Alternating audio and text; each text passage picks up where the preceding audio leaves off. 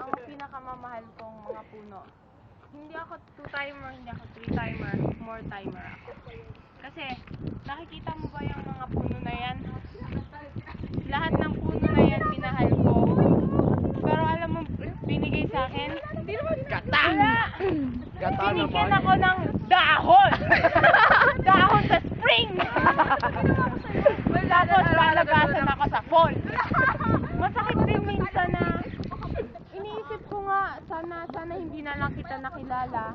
Sana hindi na lang tayo nag-meet. Kasi, parang wala din eh. Parang alam mo yun,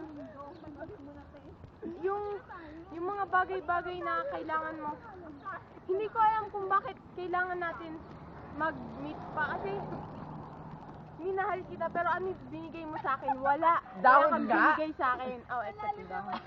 Tapos kung sabihin mo kung may mamahalin ka na, para hindi ako nagmumukhang tanga na mamahalin kita. Boy, pick up ang galing mo!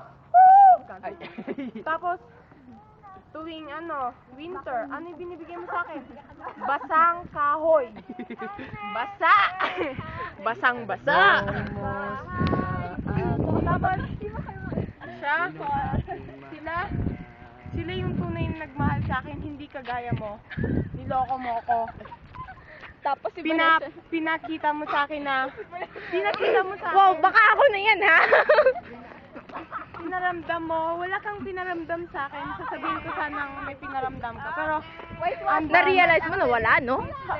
sabi ko, gusto ko mag-Tagalog, pero my mom told me that I have to learn Tagalog first before I speak Tagalog kasi I can't speak Tagalog if I don't know how to speak Tagalog. It's important. You go to the LRT station and take the taxi. So, this is our house.